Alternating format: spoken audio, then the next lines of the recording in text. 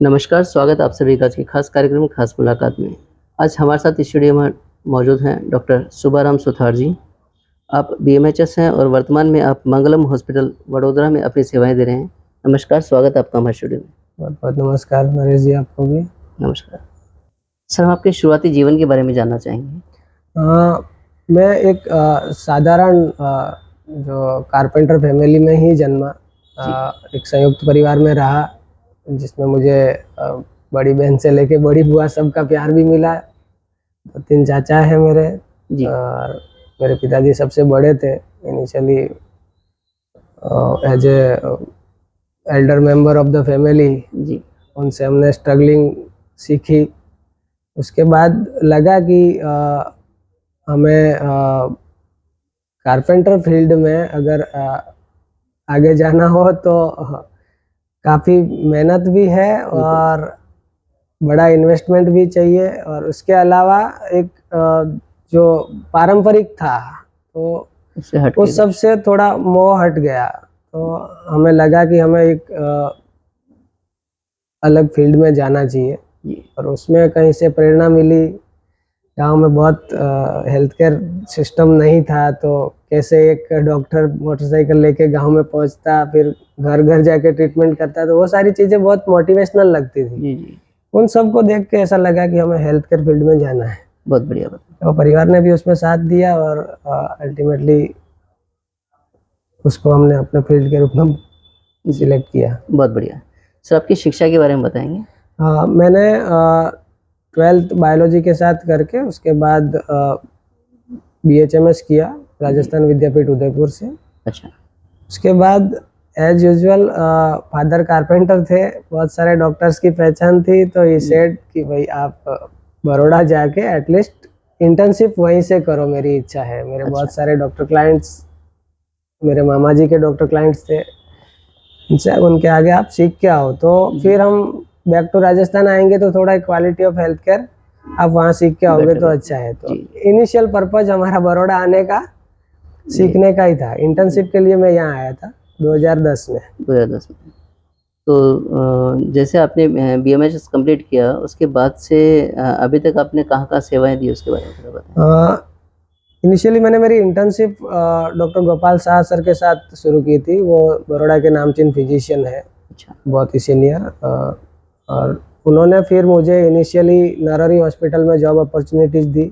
अच्छा, नरहरी एक बहुत ही सेवाभावी ट्रस्ट हॉस्पिटल है और बहुत ही रीज़नेबल रेट्स में हेल्थ केयर प्रोवाइड कर रहा है, जी, और शहर के ऑलमोस्ट बीचों-बीच है, तो सिचुएशन इजीली एक्सेसिबल है फॉर कॉमन पीपल। जी, तो initially I started my career with Narari. Okay, then after 7 to 8 years जी, I did Narari. Then I moved to medical college hospital Parul Sevashram, अच्छा, पारुल यूनिवर्सिटी के साथ एफिलेटेड है। वहाँ मैंने 4 साल काम किया। Then I move to corporate sector जी, and it's now Mangalam hospital, Mangalam, Diwalipura. बहुत बढ़िया। Right now I am working as a medical administrator in Mangalam. जी, तो अपनी जो डेज़िग्नेशन है और जो अपना कार्यक्षेत्र है, उसके बारे में थोड़ा-सा बताएँ? इनिशियली मैंने किया BHMSC, that is an homeopathic medicine system. जी, बट ड्यूरिंग माय इंटर्नशिप, जब मैंने इंटर्नशिप यहाँ बड़ौदा में शुरू की, तो एक और इनिशियली मेरा प्लान भी यही था कि I will start my journey with the homeopathic medicine. जी, राजस्थान जाके वापस क्लिनिक ही सेट करेंगे। But during the internship period एक इंसिडेंस हुआ मेरे साथ। अच्छा, मेरे कजिन है, उनको हार्ट अटैक आया। वो ऑन द साइट थे, फर्नीचर की साइट उनकी 8th फ्लोर पे चल रही थी, अच्छा, और मुझे कॉल था कि मुझे चेस्ट पेन है और बहुत ही सीरियस, खराब स्थिति है। तो उस स्थिति में मैं वहाँ 8th फ्लोर तक गया। ऑनगोइंग कंस्ट्रक्शन साइट थी, तो वहाँ पे लिफ्ट वर्किंग नहीं था।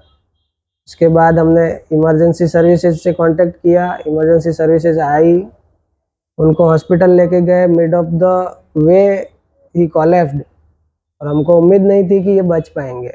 बट हम नरहरी पहुँचे, और अल्टीमेटली जो बंदा हमको फर्स्ट रिसीव करता है, he was an BHMS and he saved him. Oh, अच्छा।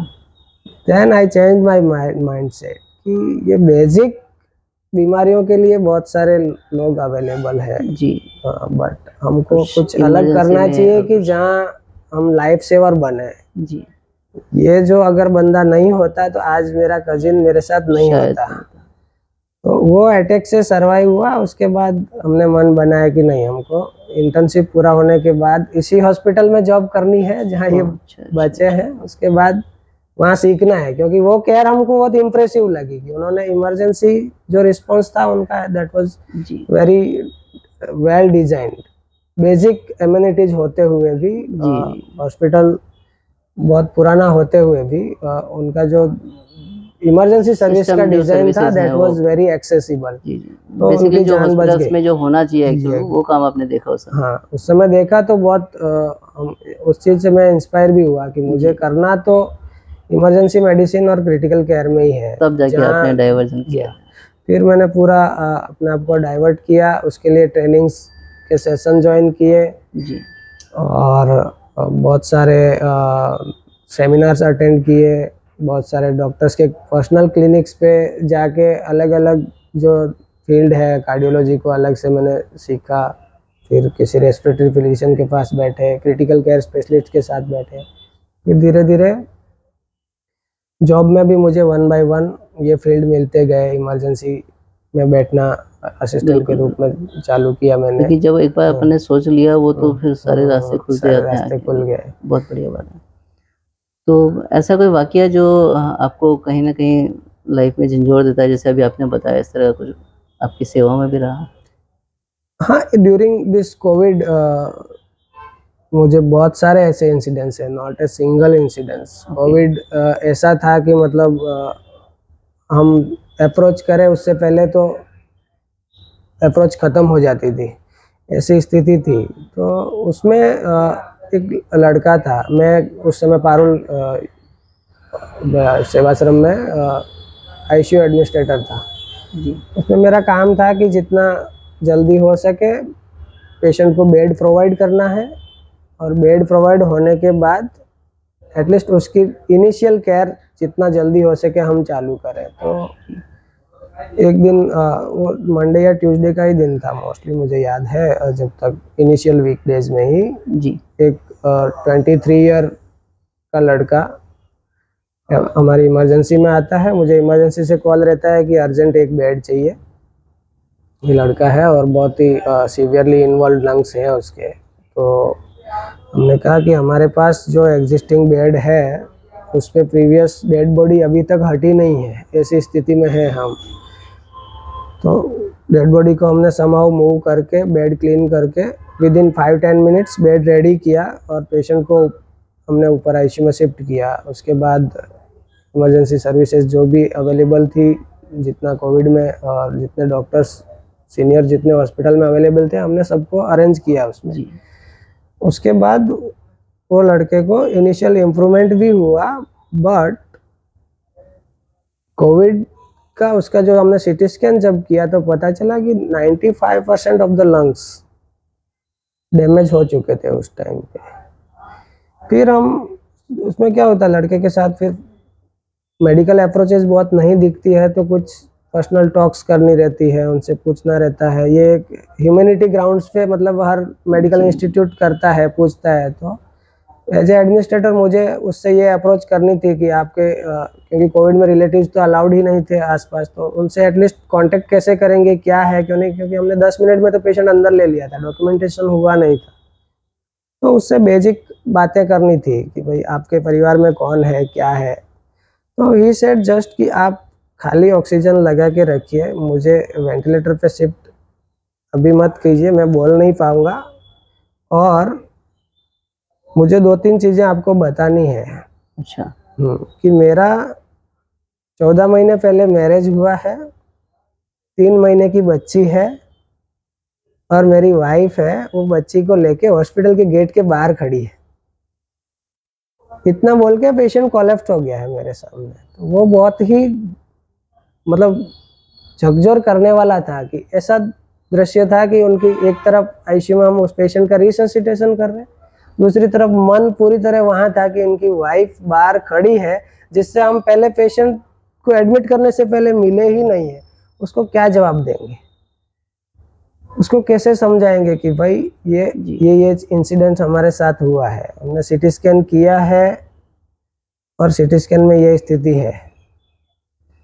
तो वो एक दृश्य बहुत इमोशनल रहा बिल्कुल, उस बिल्कुल। पूरे दिन में हमारे लिए। वैसे आईसीयू में जब भी मैं 10-12 साल से कंप्लीटली आईसीयू में ही हूँ, तो होते रहते लाइफ थ्रेट्स बहुत सारे पेशेंट्स को रहता है, बट ये एक जो इमोशनल मोमेंट था कोविड के टाइम हैं। पे, जी, वो बहुत ही हार्ट टचिंग रहा कि उसके बाद ऐसा लगा कि हम तो खाली माध्यम ही है, जी, बाकी बाकी तो सब जो करने वाला है वो तो जो चाहता है वो कर ही देता है। बिल्कुल सर।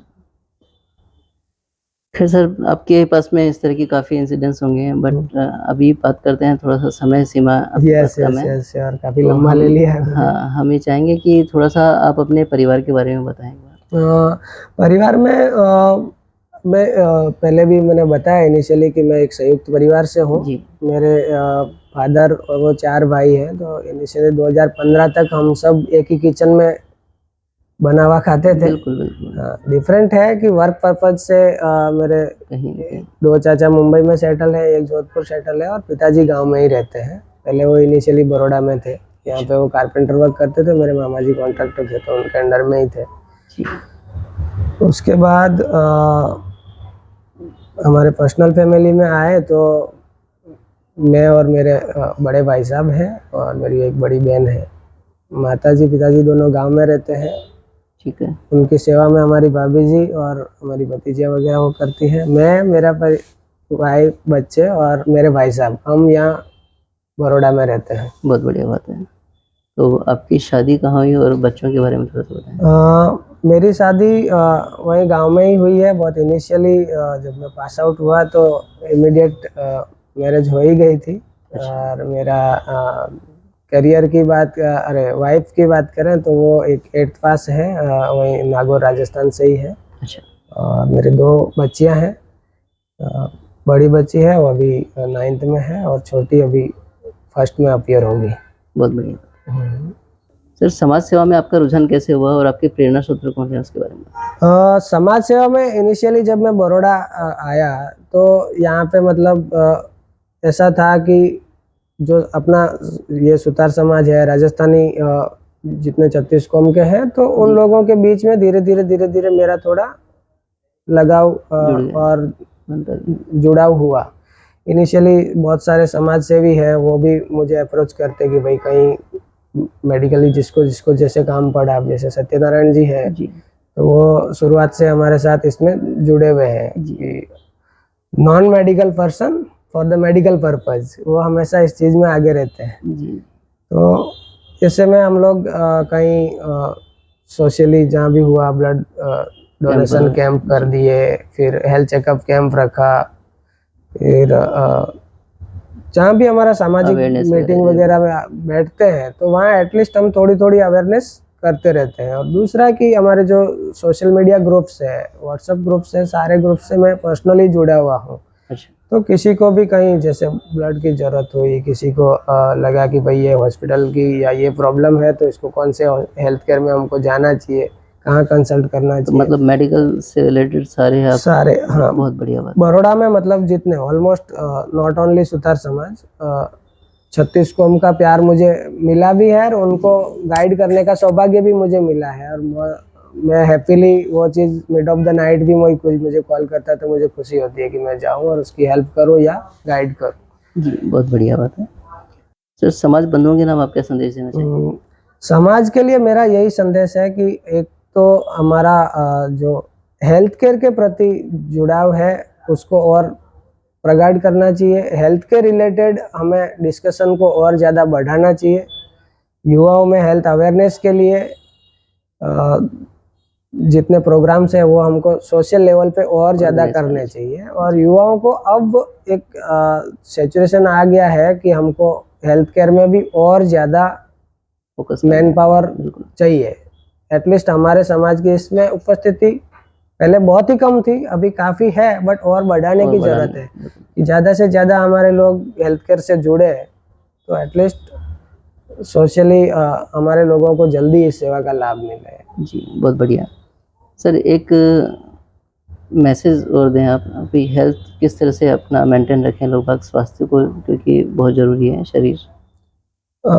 ज़्यादा इस पे तो जितनी बात की जाए उतनी जी, कम ही है कि भाई हेल्थ को कैसे इम्प्रूव करना है, बट मैं एक शॉर्ट में आपको समझाऊँ तो मेरा ऐसा पर्सनल मानना है कि हेल्थ को अगर आपको सही रखना है तो उसके 2-3 पहलू ही है। आपको खाना-पीना सही रखना है, आपका सोच सही रखना है और अपने आप को बिज़ी रखना है। ये 2-3 चीज़ें हैं। तो मैं ऐसा हर बार बोलता हूँ कि ये इतना पोर्शन जिसके कंट्रोल में है, वो हेल्दी है हमेशा। बिल्कुल, बिल्कुल। उसमें आप यहाँ से अच्छा बोलो, अच्छा देखो, अच्छा सुनो, अच्छा खाओ ओह! और अच्छा सोचो। ये सारी चीज़ें ही आपको हेल्दी रखेगी। बिल्कुल सही बात। तो ये मेरा ऐसा मानना है कि इतने को कंट्रोल रखने वाला हेल्दी रहता है। बिल्कुल सही बात बताई आपने, बहुत बढ़िया। सर आज के युवा अगर आपके क्षेत्र में आना चाहें तो उनके लिए आप क्या मार्गदर्शन के लिए बोलना चाहेंगे? अभी तो ये प्लेटफ़ॉर्म काफ़ी एक्सेसिबल है और बहुत ही ईज़ी हो गया है। इनिशियल डेज़ में इतना गाइडेंस नहीं था, आगे समाज के लोग भी बहुत अंदर नहीं थे इस फ़ील्ड में, तो जी, मतलब इस फ़ील्ड में जाना डर सा लगता था शुरुआत में कि भई जी, हम आगे जाके अकेले हैं, इसमें क्या करेंगे? बट अभी ऐसा नहीं है। आप जिस सिटी में जाओगे, कोई न कोई अपना एक आदमी हमको मिल जाए। मिल जाएगा। दूसरा, ये फ़ील्ड अभी ऐसा हो गया है कि मतलब आप इज़िली एक्सेस कर सकते हो। आप शुरुआत में गए, नीट क्लियर किया तो नीट के बाद आपके पास बहुत सारे ऑप्शंस आ जाएँगे कि जी, आप शुरुआत है, आप एम्स में गए, नहीं गए तो एमबीबीएस में मिला है, एमबीबीएस के बाद भी आपको अगर नहीं मिला है तो आयुर्वेद आपके लिए अच्छी तरह खुला है, होम्योपैथिक खुला है, उसके बाद बीएससी नर्सिंग खुला है। ये एकदम प्रॉपर हेल्थ केयर के बिल्कुल, लिए। बिल्कुल। जीएनएम खुला है। मतलब बहुत सारी चीज़ें हैं। ऐसा नहीं है कि आप डॉक्टर बन के ही खाली हेल्थ केयर में जुड़ सकते हैं। जी, एक जीएनएम भी अपने लोगों की इतनी ही हेल्प कर सकता है, एक जीएनएम भी अपने लोगों की इतनी ही केयर कर सकता है जी, हॉस्पिटल सेटअप में, बिल्कुल, जितना हम लोग कर सकते हैं। जी, तो कोई भी आप हेल्थ केयर प्रोवाइडर अगर बनते हैं और हेल्थ केयर सर्विसमैन बनते हैं, तो उसके लिए बहुत ऑप्शन है। रादर देन कि आप दूसरे किसी भी टेक्निकल फील्ड में जाएँगे, उससे जी, ज़्यादा ऑप्शन इसमें है। बस बिल्कुल, एक रुझान चाहिए लोगों का कि हाँ भाई हमको जुड़ना है। बहुत बढ़िया सर। हाँ, बट इतना सोचना पड़ेगा कि आप सर्विस अपने तक सीमित नहीं रह सकते सर्विस अगर देनी हेल्थ केयर पड़ेगी, में जुड़े हो। सर्विस देनी पड़ेगी यस, आपको, सेवाएँ आपको देनी पड़ेगी। हाँ, सेवाभावी बनना पड़ेगा तभी आप उसमें आगे बढ़ पाओगे। जी, इसमें आप सेल्फ ओरिएंटेड आगे नहीं बढ़ पाओगे। बिज़नेस में आप सेल्फ ओरिएंटेड आगे बढ़ सकते हो। जी, बहुत बढ़िया। बंधुओं आज हमने स्वास्थ्य और समाज हित दोनों में काफ़ी अहम बातें जानी जिनके लिए आपका बहुत-बहुत धन्यवाद। मिलते हैं अगले सप्ताह किसी नई हस्ती के साथ, तब तक आप देखते रहें विश्वकर्मा टुडे न्यूज़।